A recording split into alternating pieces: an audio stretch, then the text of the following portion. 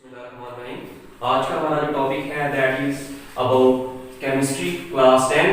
इससे पहले हमने जो टॉपिक पढ़ा था उसमें हमने चंद एक बेसिक डेफिनेशंस के बारे में पढ़ा है, जिनमें हमारे पास जो है वो फॉरवर्ड रिएक्शंस क्या थे, केमिकल रिएक्शन क्या होते हैं, रिवर्स रिएक्शन क्या है। ठीक है, आज में हमने एक बेसिक डेफिनेशन पढ़नी है that is chemical equilibrium. When the rate of forward reaction takes place at the rate of reverse reaction, जब हमारे पास रेट ऑफ फॉरवर्ड और रेट ऑफ रिवर्स रिएक्शन जो है, ठीक है, ये एक दूसरे के इक्वल हो जाते हैं। When the rate of forward reaction takes place at the rate of reverse reaction, इस तरह से हमारे पास रिएक्टेंट से प्रोडक्ट्स बन रहे हैं, उसी तरह से हमारे पास प्रोडक्ट से रिएक्टेंट्स बन रहे होते हैं। जब इक्वल हो जाते हैं, the composition of reaction mixture remains constant, means कि हमारे पास जो रिएक्टेंट्स हैं या जो प्रोडक्ट्स हैं, इनकी जो कंसंट्रेशन, इनकी जो मिकदार है, ये चेंज ना हो। ठीक है, तो इस पे हमारे पास क्या होता है, हम कहते हैं कि it is called a chemical equilibrium state. अब इसमें दो तीन डेफिनेशन हमें बता रहा है जो कि हम पहले ही पढ़ चुके हैं। We have already read about forward and reverse reactions. What are forward reactions? Means when any chemical substance decomposes to form different compounds. For example, we have calcium carbonate. When we heat calcium carbonate, we obtain calcium oxide and carbon dioxide.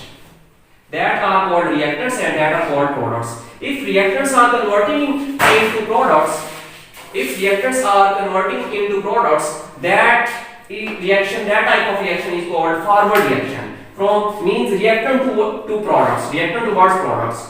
But if products, we have calcium oxide and carbon dioxide as a product in the reaction of calcium carbonate. When calcium oxide and carbon dioxide again combine together to form calcium carbonate, that reactions are known as reverse reaction. These are called forward reaction and these reactions are known as reverse reaction. These are called forward and these are called reverse reaction. तो definition में बताता है कि जब हमारे पास forward और reverse reaction means कि reactant से प्रोडक्ट्स और प्रोडक्ट से रिएक्टेंट्स बनने की जो शरह है, जब वो इक्वल हो जाती है, तो हम कहते हैं कि ये रिएक्शन इक्विलिब्रियम की हालत में आ गया है, तवाज़ुन की हालत में आ गया है। तो इन दोनों को हम एक ही केमिकल इक्वेशन से इंडिकेट करते हैं। हमारे पास है CiCO3 reversible reaction, CiO plus CO2 means कि रिएक्टेंट से प्रोडक्ट्स बन रहे हैं और प्रोडक्ट से दोबारा हमारे पास क्या चीज हमें हासिल हो रही है, रिएक्टेंट्स हासिल हो रहे हैं। तो ये हमारे पास क्या है, इस तरह का जो रिएक्शन है, ये जो जिनमें रिएक्टेंट से प्रोडक्ट्स और प्रोडक्ट से रिएक्टेंट्स बनने की जो शरह है, जो हमारे पास रेट है, वो इक्वल हो जाए, that is called chemical equilibrium. और केमिकल इक्विलिब्रियम जो है वो एक क्लोज्ड सिस्टम के अंदर ही आप अचीव कर सकते हैं।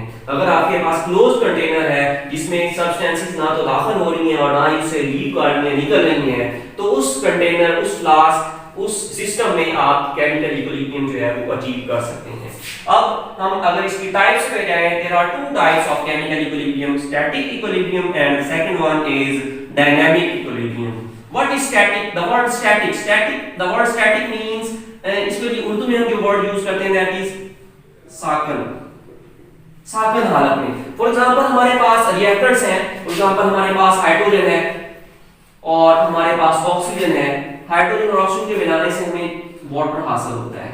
इनमें तमाम रिएक्टेंट्स हमारे पास प्रोडक्ट्स में कन्वर्ट हो जाते हैं और रिएक्शन कंप्लीट हो जाता है। That is called static equilibrium. इस इक्विलिब्रियम की हालत को हम क्या नाम देते हैं?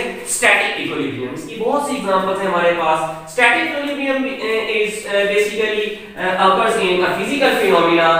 For example, a building remains standing rather than falling down because all the forces acting on it are balanced.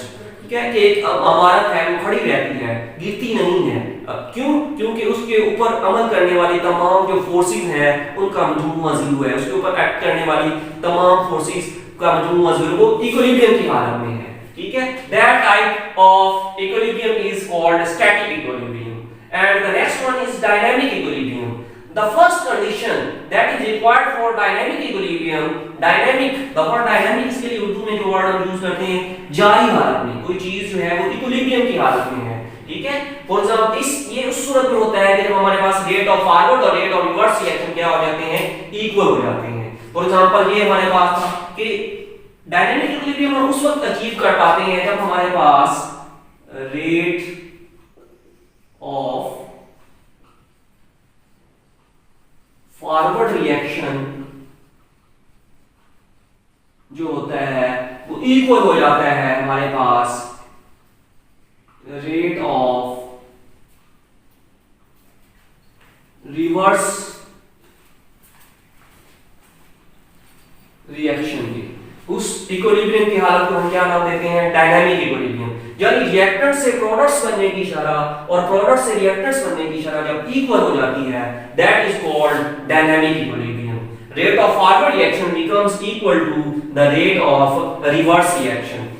और अब हम इसको ग्राफ की मदद से जो है वो एक्सप्लेन करेंगे what is dynamic equilibrium. We have already read about an equation between hydrogen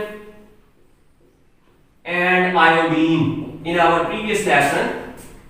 In case of forward reaction, hydrogen and iodine combines to form hydrogen iodide.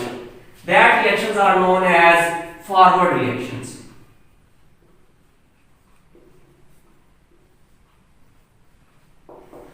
And when all the reactants are converted into products, then hydrogen iodide decomposes to form hydrogen and iodine again in a closed container. That reactions are known as reverse reactions.